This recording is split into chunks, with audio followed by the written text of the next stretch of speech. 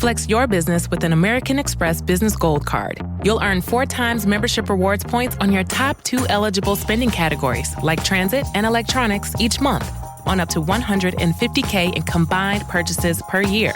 Plus, you can now earn 3 times membership rewards points on flights and prepaid hotels booked on AmexTravel.com. Terms and points cap apply. Learn more at americanexpress.com/business-gold. Amex Business Gold, built for business by American Express. This episode is brought to you by Amazon. Sometimes the most painful part of getting sick is the getting better part. Waiting on hold for an appointment, sitting in crowded waiting rooms, standing in line at the pharmacy, that's painful. Amazon One Medical and Amazon Pharmacy remove those painful parts of getting better with things like 24/7 virtual visits and prescriptions delivered to your door. Thanks to Amazon Pharmacy and Amazon One Medical, healthcare just got less painful.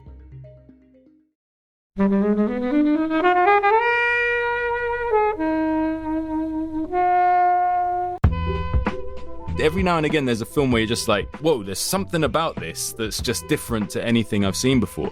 It was one of the probably 5 greatest cinema-going experiences of my life. I genuinely believe Uncut Gems is one of the 10 greatest films of the last 10 years. I think it's a total masterpiece. And I also think it's Adam Sandler's greatest performance. And although he's not an actor who tends to attract a lot of critical praise, on his day, there is no one better than him. And this is him, I think, on his day of days, really. I would say it's an absolute must watch. It felt like a shift in cinema.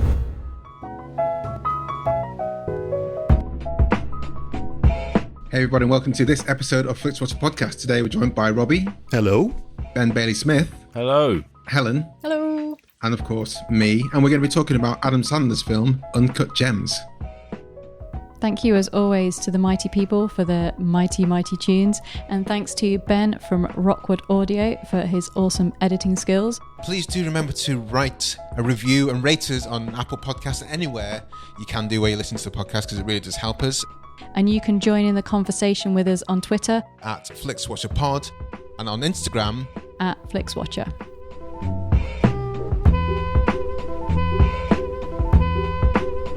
Hello film fans, welcome to Flixwatcher podcast. Joining us remotely today we have Robbie and Ben. If you could please say hello to our listeners and tell them a little bit more about who you are and what you do, please. Go for it, Robbie. All right, my name is Robbie Collin and I am the film critic at the Telegraph, and that's kind of it. Well, I mean, come on, you do a bit more. We sometimes hear you do some radio and stuff from time to time. Yeah. I'm a film critic, is kind of it. Yeah, he's a very all that entails. He's a very well dressed, excellent chef of a film critic, and he's definitely underplaying himself. He's also my sometime colleague on wittertainment on the BBC 5 Live film podcast, and yeah, we always have a good laugh on that. I mean, that's how I met Robbie anyway, and I guess to pick up from the end of that, I'm Ben Bailey-Smith. I'm an actor and a presenter and a few other bits and pieces. A writer, as everybody will know by the end of this podcast when I heavily plug my novel. What's that? Sorry, plug what? What's going on, Ben?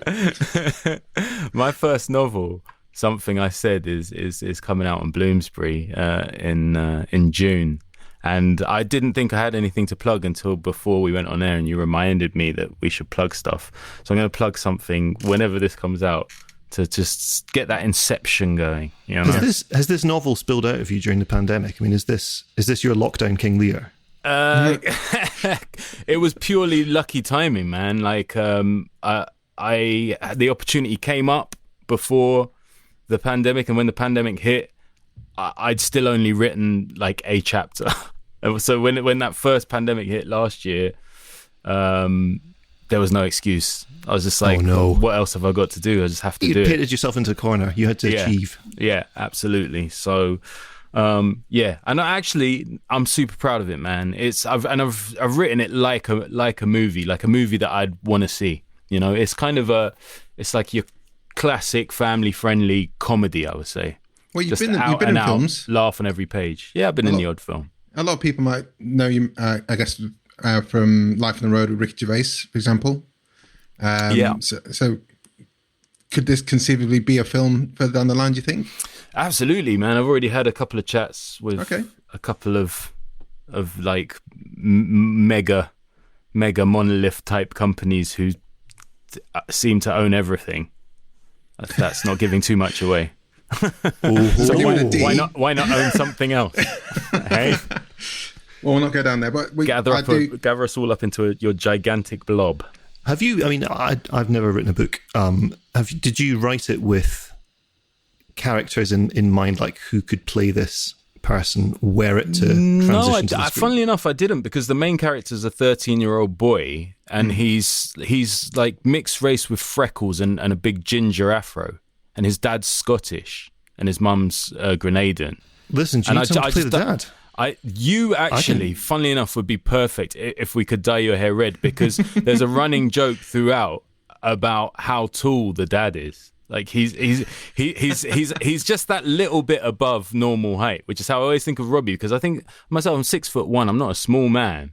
Whenever I see Robbie, I feel like I'm back in the headmaster's office or something, because he is head and shoulders above me, and I'm looking up, feeling like a small boy again. So you absolutely look the part. I'll dye no question about that. Fine. We'll talk. Consider it done. My son's got red hair. Mixed race with red hair is an unusual casting, right? I couldn't think of an actor, so yeah. We'll talk as well. Helen, you got anything? You got anyone? Got cats? Got any Grenadians in your family?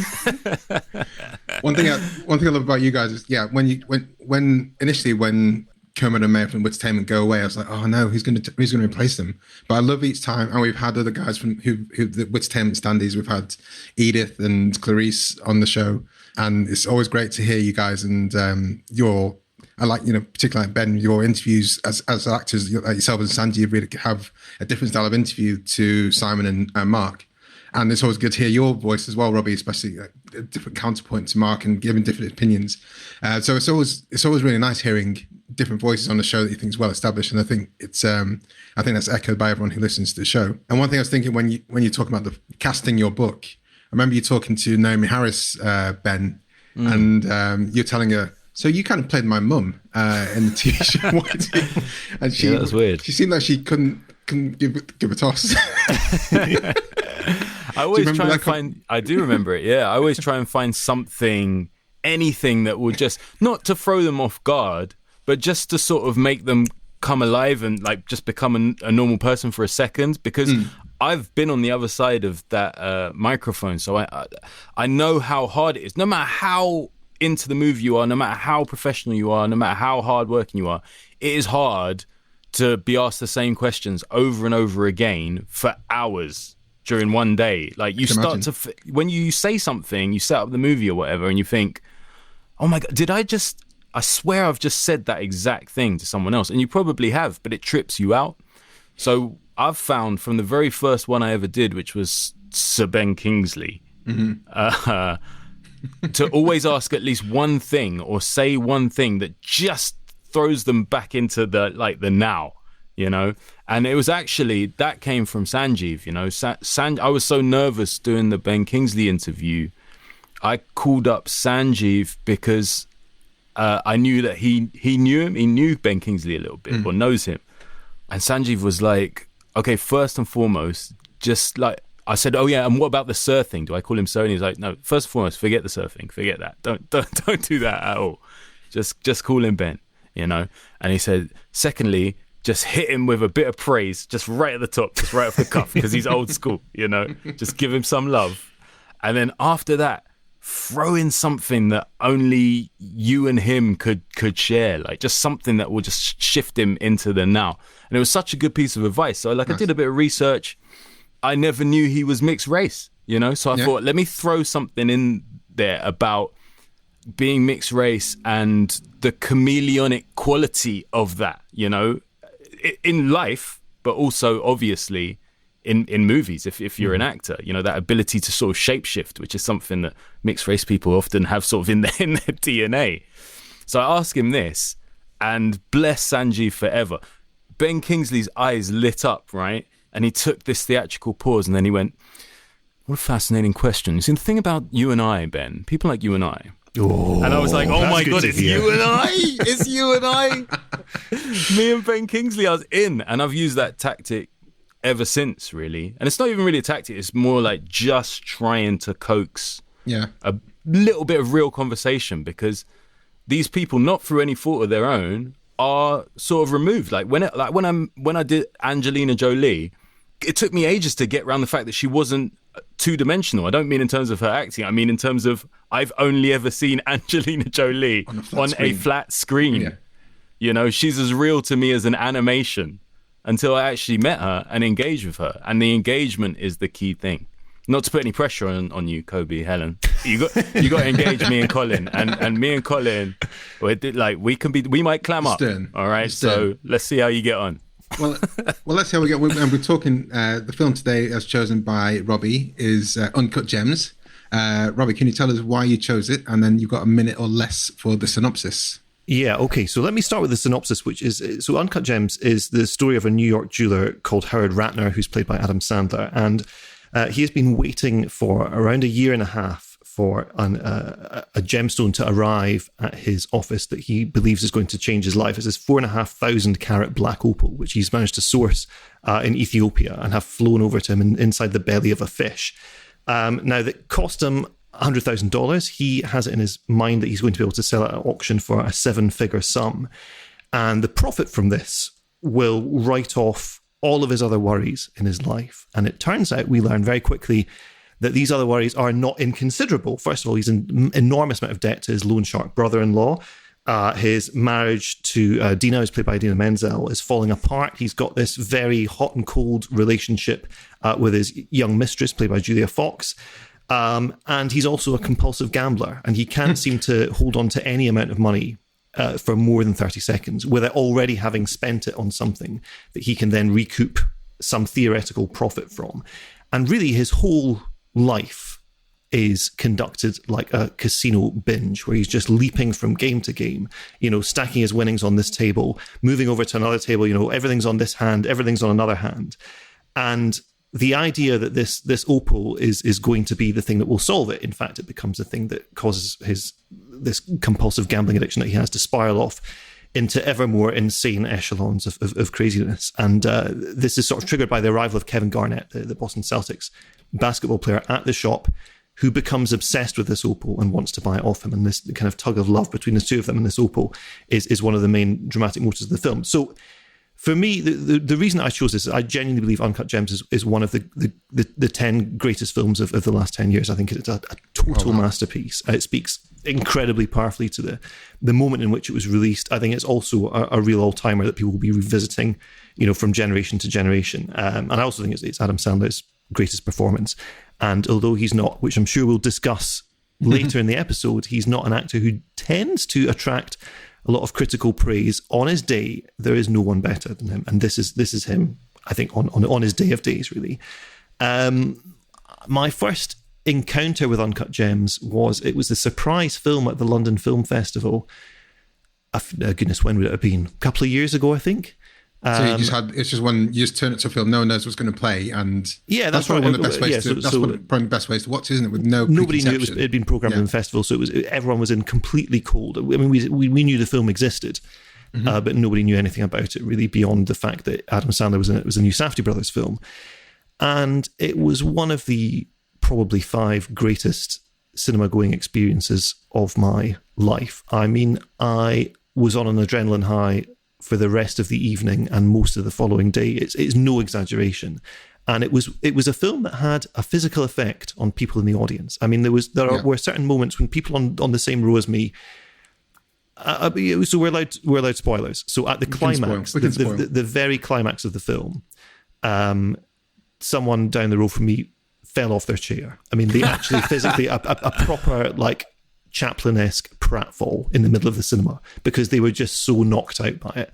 And there were people kind of, jolting around. I felt, the film, it has this amazing assaultive quality on me. But, since then, I think I've seen it maybe about five times since then. Another. Oh, wow. Yeah. It came out at the start of last year. Another twice in the cinema and then another twice at home. That's right.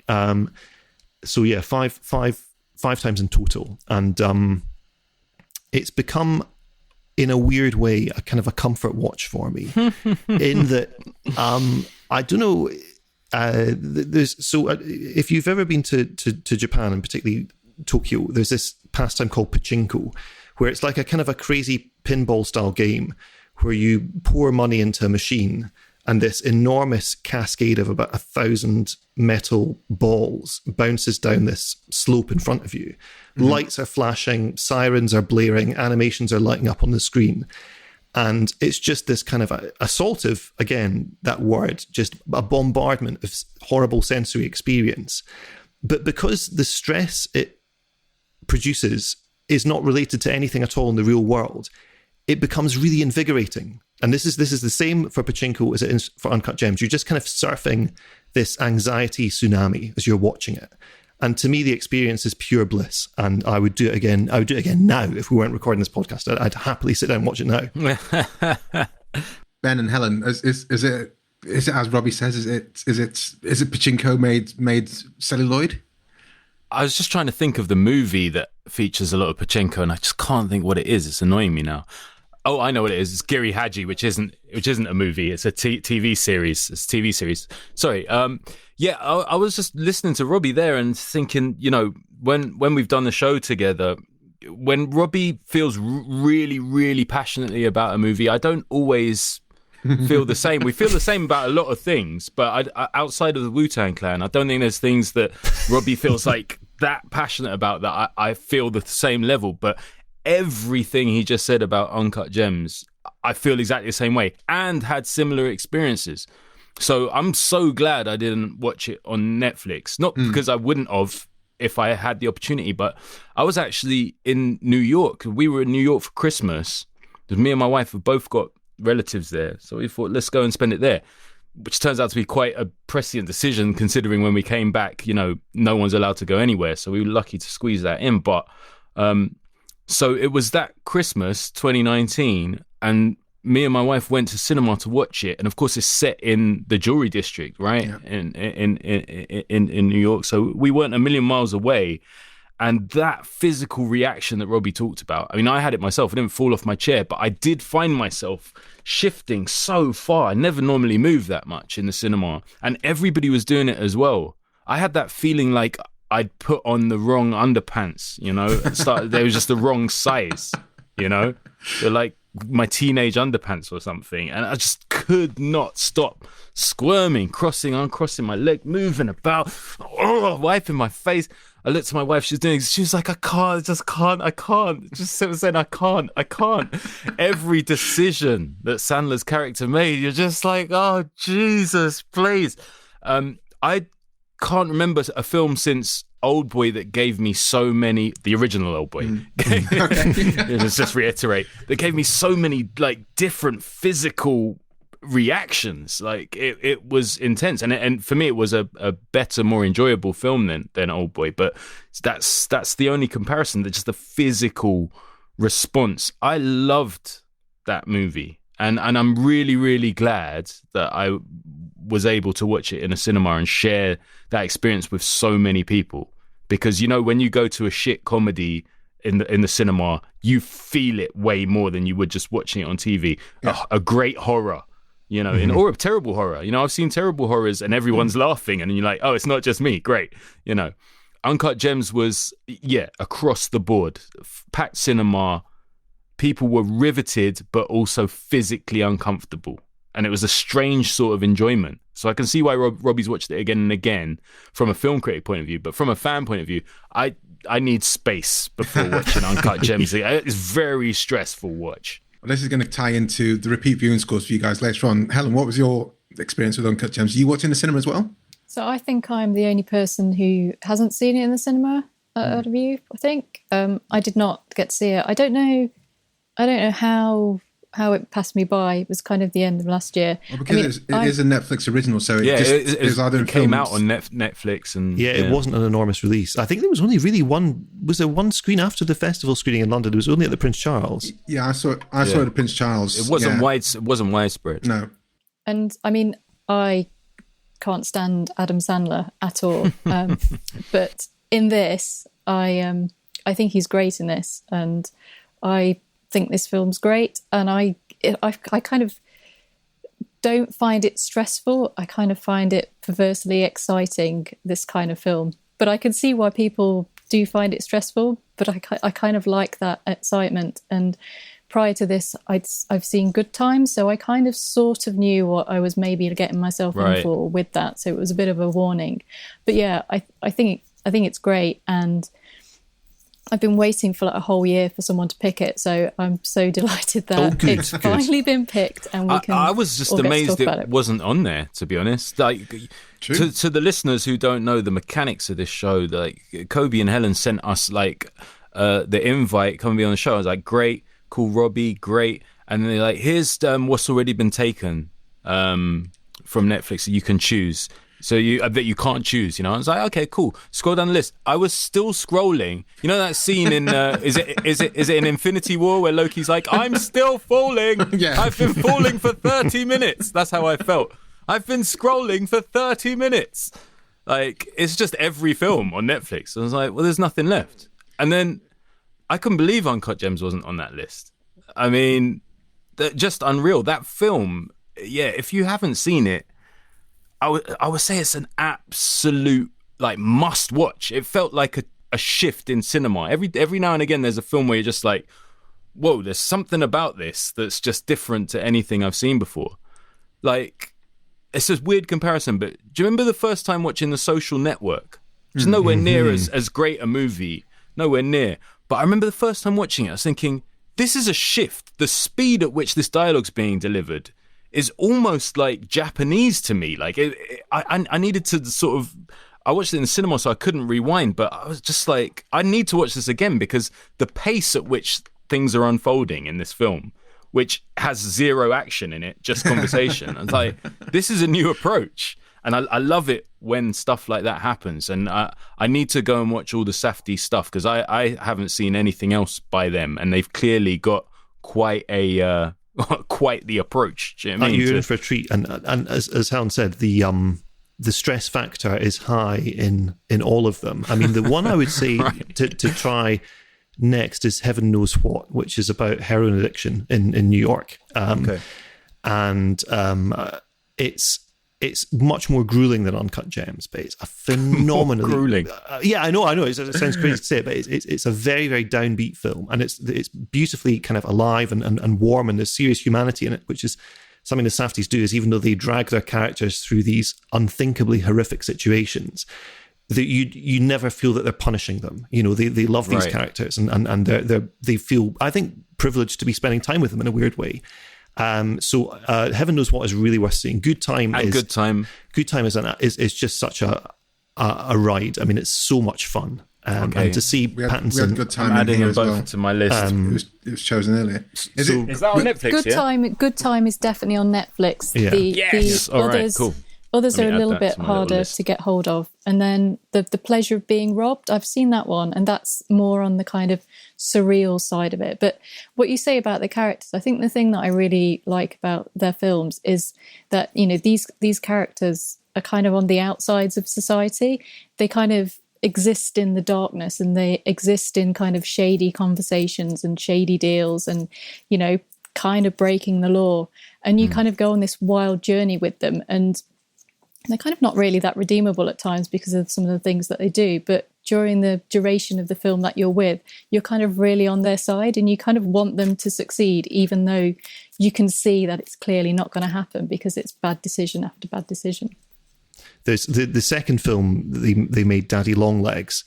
It's pretty tricky to see, but the Prince Charles did a screening of it. When was it? It must have been around the time Uncut Gems was released, and it's about this phenomenally deadbeat, hopeless single dad who is looking after his two kids and treating them with the most kind of offhand lack of respect that you can imagine. I mean, there's one point where he has to work late. He's a cinema projectionist. Weirdly, he's played by Ronald Bronstein, who's the Safdie's regular co-writer and editor. Right. And so he's called to work a late shift at the cinema because he's a projectionist. And so rather than getting a babysitter for the kids, he drugs them. He grinds up a sleeping pill into their food or into their drink or something, and he basically knocks them out and then goes out to work. and comes back. And we're not doing spoilers, but this not doing spoilers for other films, but we can. Obviously, I was sucked into this story. The stress levels are, through the roof. And the funny thing was, at this screening, the soundtrack to the film was sort of peppered with machine gun fire and people yelling. And we, in the audience, we just thought it was part of the Safdie's, this kind of musique concrète style sound program where you would have just these horrible bombardments of stress-increasing noises at sporadic points in the film. It turned out this was some bizarre copy protection thing, and the copy of the film that the cinema had got was this hooky version, completely, not down to them. It was just an honest mistake. That's so weird. They played this pirate copy, and everyone in the audience just accepted that Safdie films were so stressful that to have random machine gun fire on the soundtrack would be completely normal. That's incredible. Daddy Longlegs. All right. Just go on IMDb, Safdie Brothers, and watch everything we can find. Basically, is what we're saying. Although, fair play. Be prepared to hide your face. I mean, that's why, because I saw it in Prince Charles in that week before it came out, and I was equally the same. It's one of those things like when I first saw The Office, either the UK or the American one, where I couldn't turn away from the screen, but also I couldn't look at the screen at the same time through many of his decisions. Every time he was talking, you knew he was going to make the wrong decision or say the wrong thing that would escalate a situation, which could, in other terms, be de-escalated by, sure. That scene where he's with KG in his office, and he goes, "No, I'm going to put that bet on you." Like, sorry, what? So it's a feat. It's a feat of film writing, right? It's a feat of writing screenplay and dialogue, creating characters, to have a protagonist and supporting characters who really have no redeemable features, and maybe you don't even want the best for them, but you do want them to improve as a human being. So they've tapped into something in us as audience members where they know that if they give a shit about the humans they create, we will give a shit. Yeah. And it's like a brave thing to do, because I suppose it's more straightforward or traditional to have at least somebody to root for, And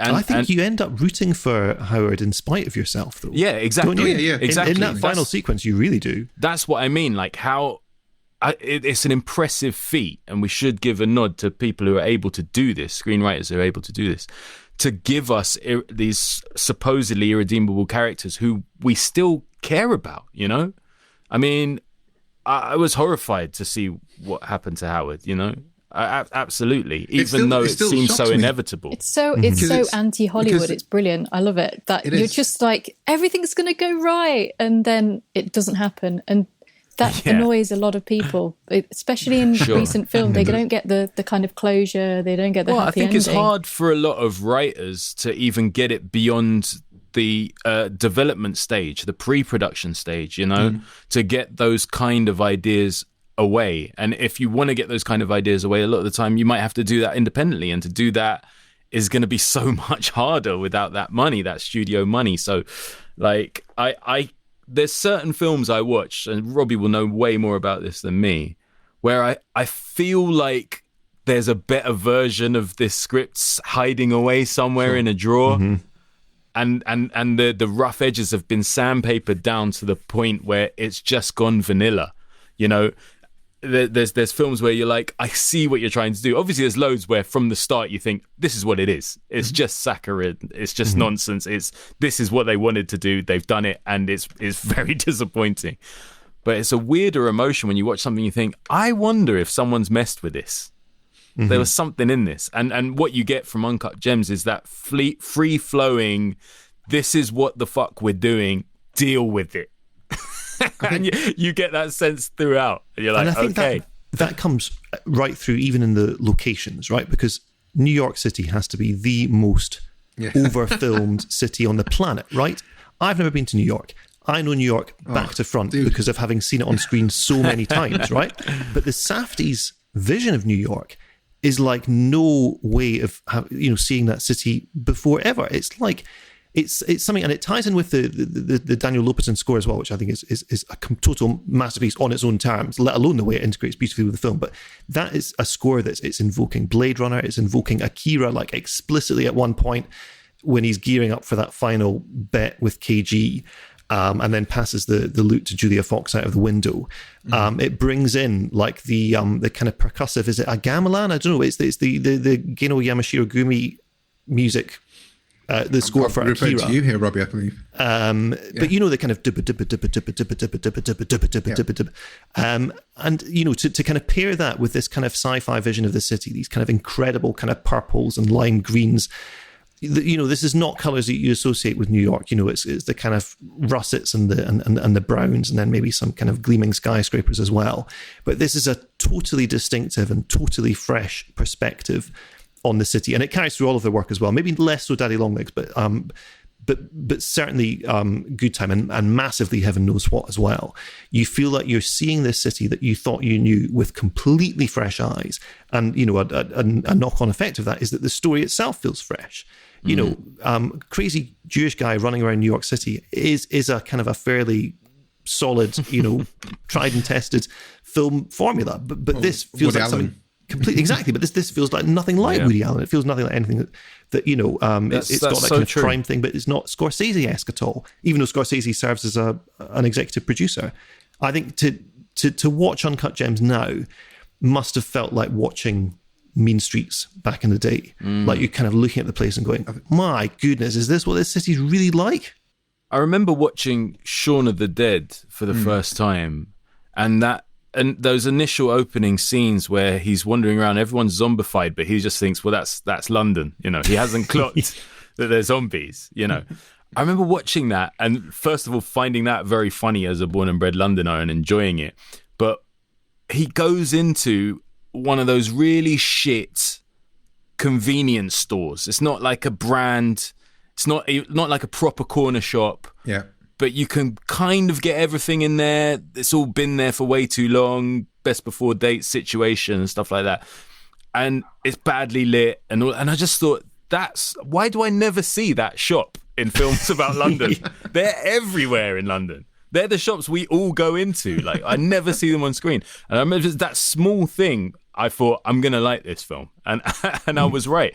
And it just gave you just that slightly, I mean, not as artistically, I mean, the way that Robbie described Uncut Gems there on a musical and visual level is just, that's why he's a film critic. Do you know what I mean? It's amazing. But yeah, he's 100% right in that, like, this is another side to a city that, you know, I thought I knew, or a city I lived in, or a city I've been to and know well. And that's a different eye. There's so many elements to this film that make it stand out. There's a good, and that's definitely one of them. There's a couple of things I want to touch on before we head to the scores. And one's going back to yourself, Ben, and talking about how the script and everything works and how it kind of, some scripts have been kind of smoothed away to a vanilla nub. And on this rewatch, I realised how late you see that gun. And it's literally, in other films, you see the gun in the first kind of 20 minutes and you're like, okay, there's a gun going to appear somewhere.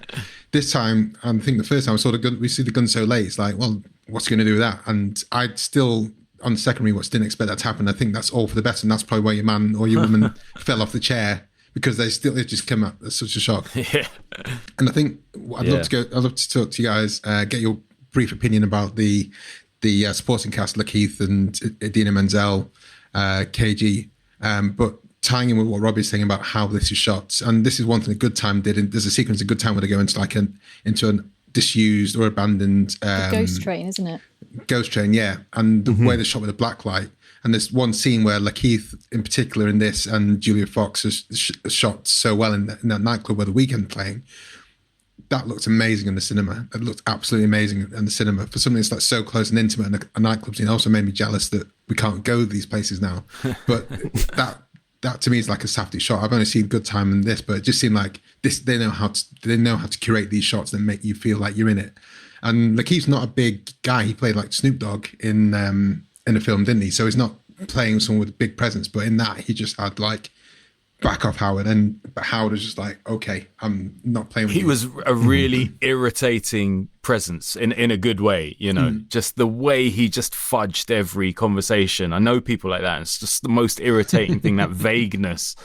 But listen, Lakeith and Idina, they don't need any more plaudits. They're both great, and they're always great. I just worked with Idina. She's amazing.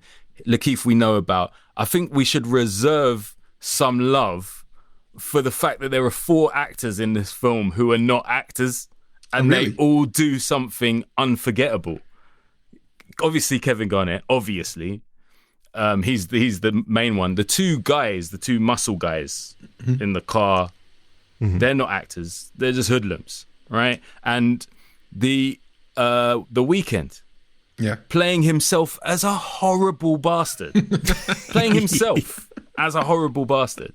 I mean, like someone with a huge pop brand. You know, this is not like I don't know, an up and coming musician. This guy played the Super Bowl, man, and he's like, I'm gonna be that guy. Wow, as myself. Do you know the amount of actors that would never do that? Actual actors. This guy's not even an actor. He's got a brand to lose, and he's just like, yeah, I'm doing that. You got the 2 hoodlums in the car and a basketball player. I mean, it's mind blowing what the Safdies have achieved. A lot of the guys in the Diamond District as well are Diamond District's employees. That's where they work, and they were brought into the. This is something the Safdies do incredibly well. Is they will channel the energy of a city into the film. So when they're shooting outside, I think even the sequence where Sandler gets yeeted into the fountain is, I think that was shot guerrilla style with no kind of barriers up. And because I did when they came to town.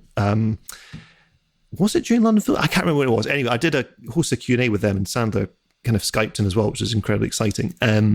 But they were saying that, you know, you just kind of station assistants around the general area, and if people twig that a film is being filmed, an assistant will go over to them and suddenly engage them in conversation, like ask them for directions to somewhere.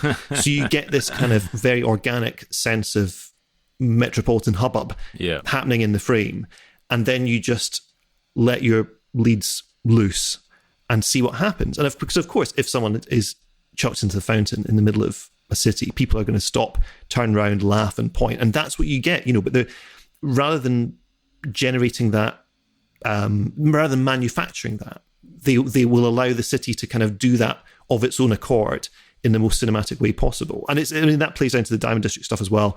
A lot of the guys hanging around those offices, that's where they work. And so you get this sense of amazing authenticity, the sort of slang language that they throw around. I mean, going back to the supporting cast, I think, you know, these are characters who could have very easily been played as types. Like Demany ultimately he's a fixer.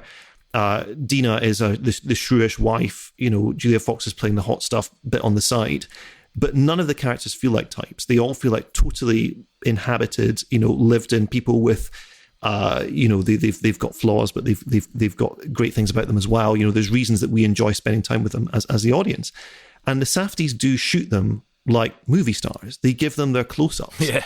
And they're not even maybe conventionally beautiful characters, but we are sort of magnetized towards their faces in the way that you would be, you know, going back to the Golden Age Hollywood, where the close-up was the kind of great machine for generating empathy. The Safdies are using it in the same way, even though these characters are, and like you were saying, they live on the fringes. They're in the shadows. They're not people who aren't necessarily have the spotlight turned on them in their lives, and yet we're sort of worshipping them in the way that we would old school movie stars. Yeah, absolutely.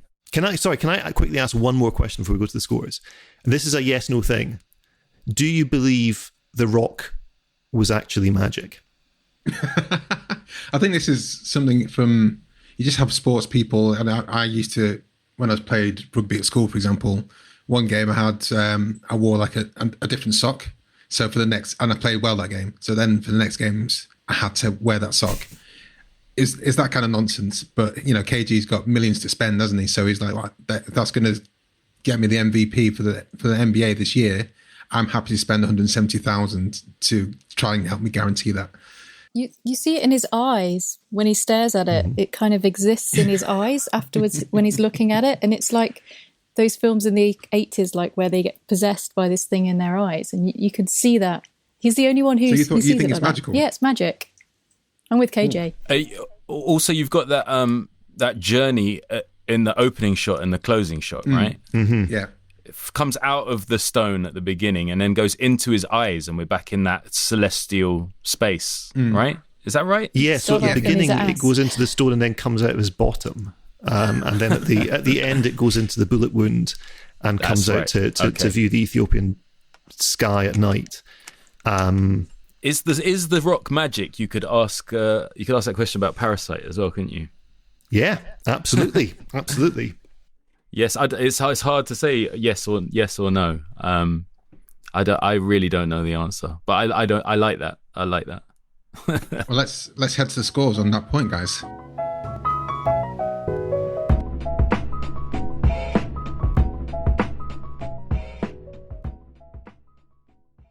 I'm Sam Clements, host of the 90 Minutes or Less Film Festival, another podcast in the Stripped Media family, a podcast that celebrates movies under 90 minutes long. Each episode, I'm joined by a special guest who selects a movie to join our prestigious lineup. Past guests have come from the worlds of film, television, music, food, comedy, and podcasting. Search for us now on the app you're currently listening to this podcast, or join us at 90minfilmfest.com.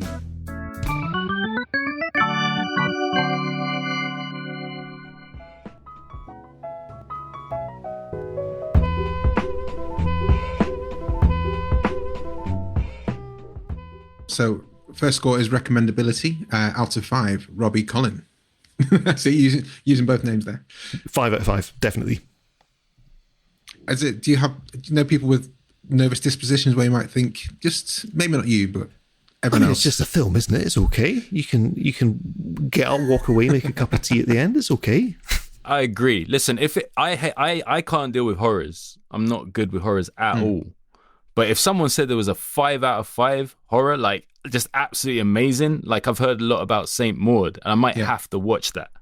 But I still need to give myself up for it because I'm not a horror guy. Do you know what I mean? But if it's a 5 out of 5, like have you across seen the Get board, Out, I got to check it example? out. Yeah, I mean, did you get yourself for that? You can't. I don't know if I was on with Robbie when I said that I didn't like Get Out. Oh, but, do you remember this? I'm not a huge fan, and it gets me in trouble. So I'm just not gonna talk about it any further. So Uncut Gems recommendability, Ben? 5, absolutely a 5. And it feels like the type of film I would seek out and the type of film I would enjoy. So maybe that's not saying much, but if you take that horror analogy, like just take it from me. If Adam Sandler running around being a dick sounds like your worst nightmare because you think it's going to be like Click or something, just ignore all of that and go and watch a 5 out of 5 movie.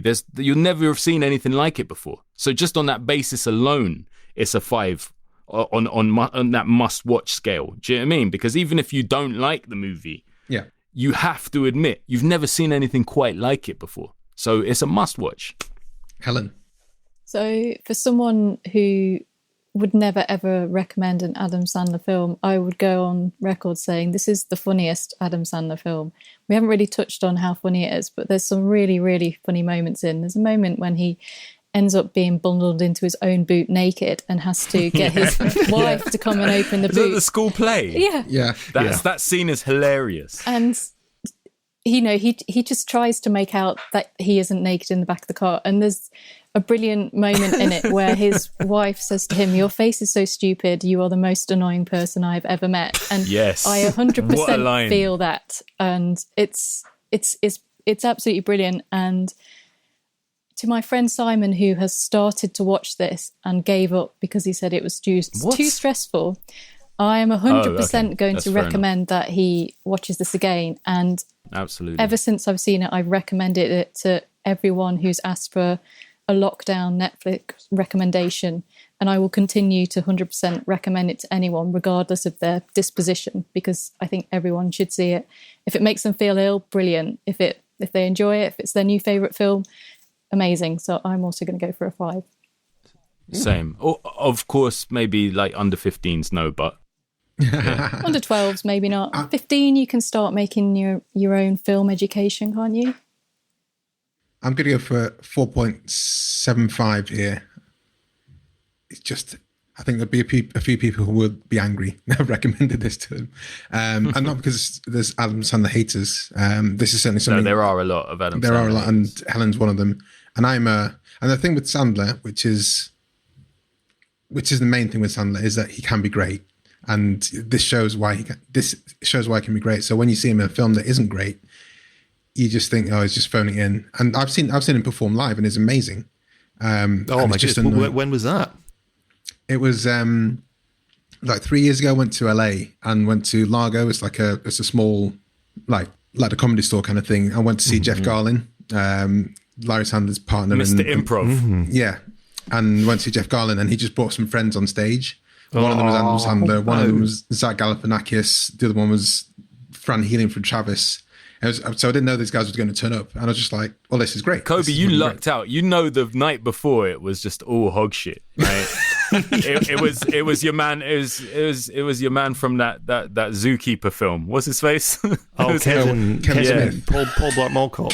Yeah, Paul Blart Mall Cop was the night before. Not Kevin Smith. Which is probably my favourite Robbie Collin phrase of all time. It's not a phrase; it's the title of the film. No, Paul it's a Blart Mall Robbie Cop. Collin phrase. I'm telling you, because if you forget, Robbie, I was a huge fan of the show that we feature on before I was ever featured on it. So I listened to you before I met you, and I'll never forget ever your Paul Blart Mall Cop review, because for some reason throughout the review, he knows deep down that movie title has become a phrase, and the way it rolls off his tongue is consistently hilarious. It's like Paul Blart Mall Cop. He never calls it anything other than Paul Blart Mall Cop. It's like one but syllable. That's the name of the film.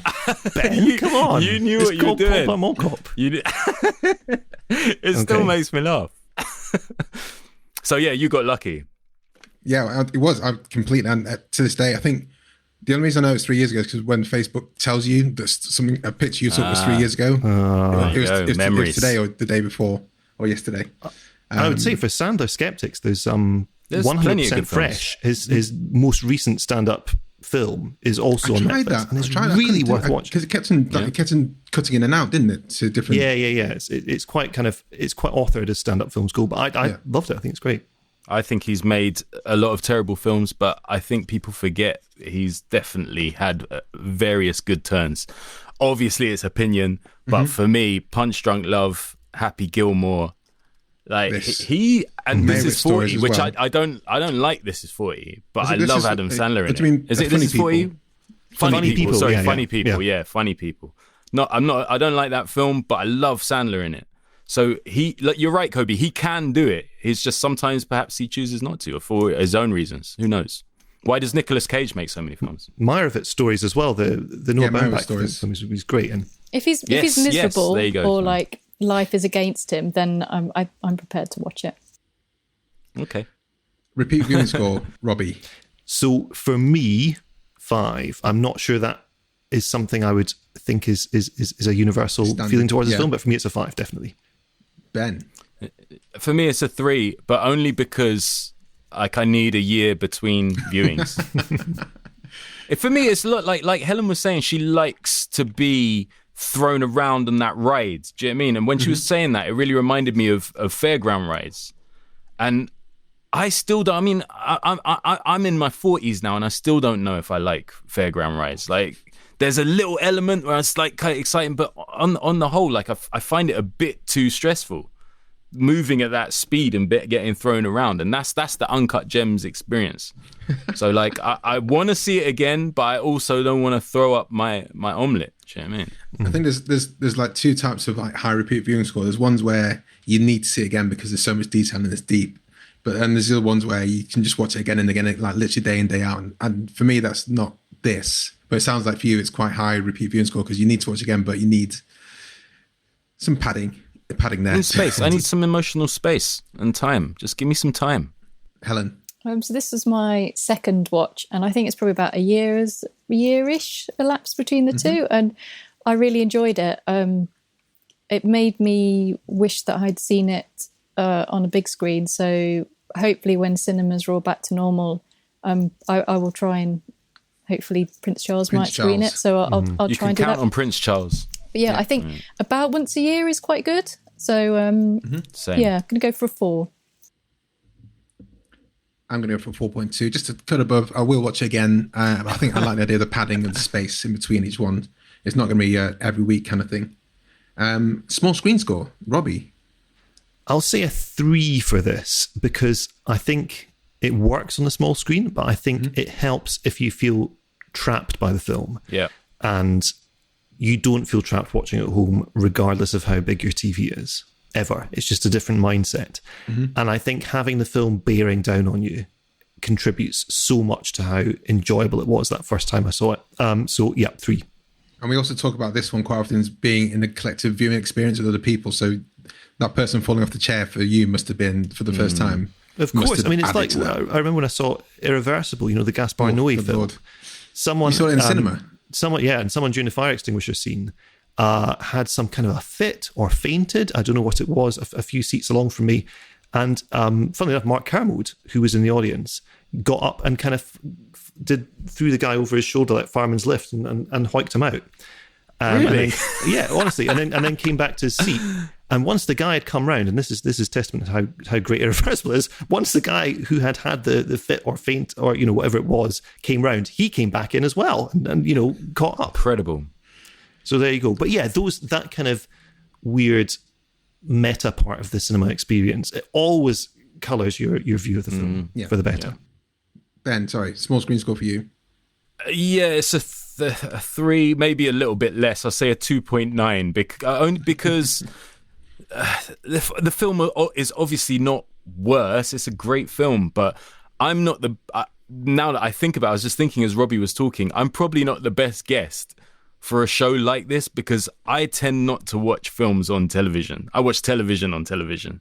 I'm very, obviously the pandemic's made that next to impossible because you just can't go to a cinema. But I believe a piece of cinema is just slightly different to everything else.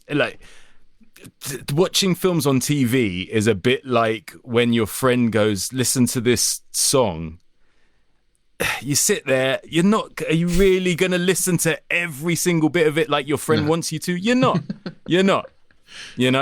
However, if you got it on the headphones first time and it's something that you've bought or you're at the concert, you have this more visceral experience. With cinema, it's like it's in a box that you're not supposed to leave for a reason.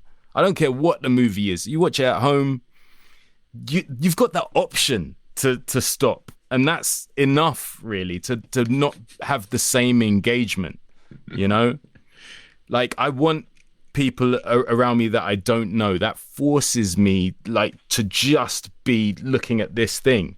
Can't be distracted by someone else in cinema, obviously unless they're misbehaving or whatever. But yeah, I think that movies are supposed to be in the cinema. I thought that would change with all the the incredible access we've got to home cinema now and all the different apps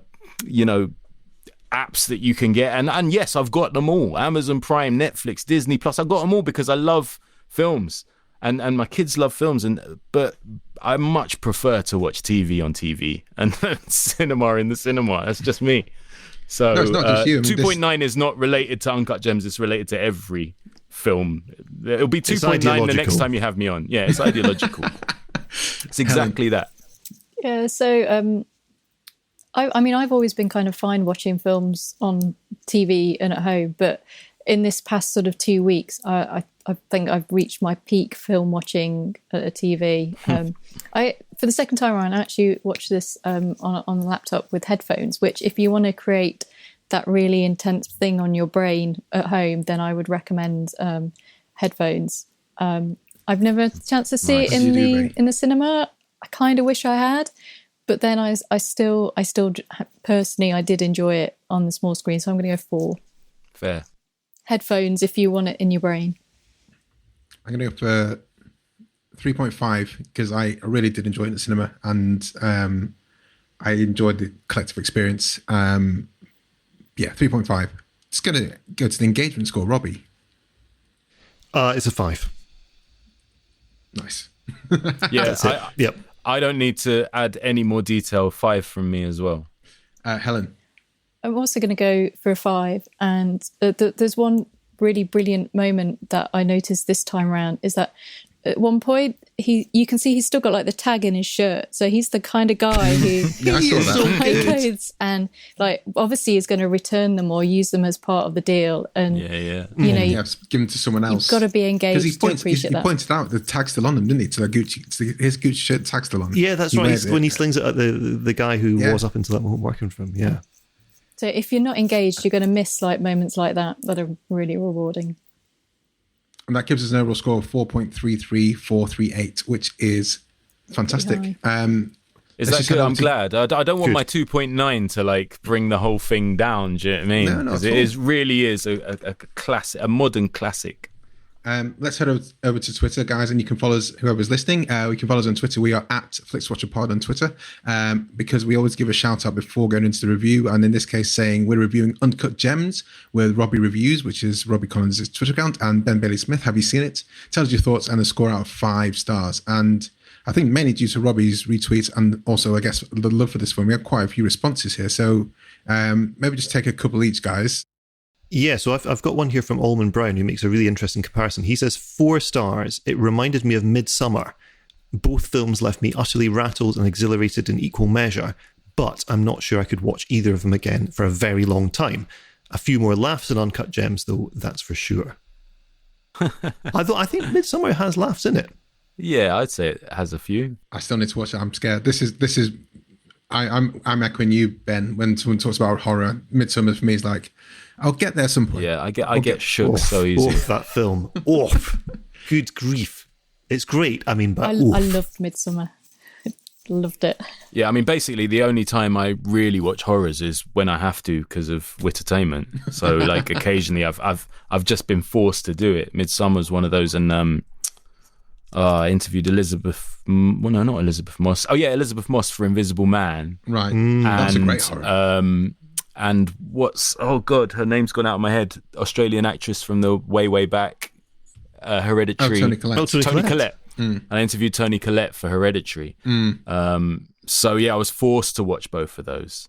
I'm really glad I did because Hereditary was hilariously terrible, like really funny. What? Really funny, like how bad it was. And Invisible Man was just, really scared the pants out of me. It's really straightforward, old-fashioned horror, but like it worked for me. And I love Elizabeth Moss. I love Toni Collette as well, but Hereditary was a huge misstep. Can you see the Twitters there, Ben? Oh yeah, Twitter. Yeah, you pick it. Pick one that sticks out. I just pick any reply. Oh, there's lots of replies. There's one of a cat giving another cat CPR. That's just a GIF. That was just a GIF. Oh yeah, 90 minutes or less film fest. Bloody hell! Watch this at the cinema in Jan 2020. Remember those? My stomach did backflips. 5 stars, but not in a rush to watch it again. Also, it's over 90 minutes long. Oh, so their films have to be 90 minutes or less. I guess the clues in there. In the podcast, 90 minutes or less film fest. Fair enough. It didn't feel like over 90 minutes. No. That film, like it flew by. But yeah, I mean, I couldn't agree with that whole statement more. And Here's a good one. Sorry, go ahead. Go on. No. I was just going to say that's where the cat giving CPR came from. It was the reply to that tweet. I wasn't just having an aneurysm. Okay, great. No, so here's one from Scheitgeist, who says, strange and compelling, like a bejeweled Furby. We didn't mention the bejeweled Furby. Of so course, it's great yeah, the Furby's bejeweled mentioned. Furby. Yeah, the score alone is 5 gems. Yeah, that's beautiful, yeah. Bejeweled Furby, man. Helen, do you want to read one out? Yeah, so what was the one I liked? Oh, this is from Luke Thorne. Adam Sandler gives one of the best performances of his career. However, it's too foul-mouthed for me to actually like it, and he's given it 4 stars. Wow, fair enough. Do you want to take one more, Ben? Let's have a look. Oh, yeah, I like this one. Elizabeth Bolbeck. Stress!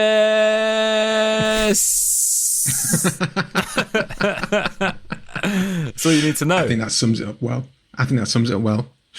Yeah, man. Definitely. Ben and Robbie, can we sign off by letting everyone who's listening know where they can find you online? And we'll say goodbye for this episode. Yes, so I am writing at telegraph.co.uk and tweeting at Robbie Reviews. And I don't tweet. I don't Facebook either, but I'm occasionally on Instagram. I'm just not. I don't really do the socials, but if you're desperate to get hold of me, my PO box is 49 Greek Street. It's London W1D 4EG, and you can any fan mail you send there or horrendous abuse, I can get it from there. But because it's a PO box, I do get it quite late. So if you're really angry about something right now, it's just going to seem a bit lame in 6 weeks' time. But it's up to you. Well, thank you very much, guys, for joining us, and thanks for listening. Thanks for coming on. Thank you. Bye. Bye. Enjoyed this episode of Flixwatcher podcast? Why not leave us a 5-star review on iTunes? You can also follow us at FlixWatcherPod on Twitter, and we're at FlixWatcher on Instagram. Thanks as always to the mighty people for their mighty tunes, and Ben from Rockwood Audio for his awesome editing skills. If you're looking to get your podcast edited as sweet as this, get in touch with Ben, and that's Rockwood, ROKK Wood Audio. Tell him Flixwatcher sent you.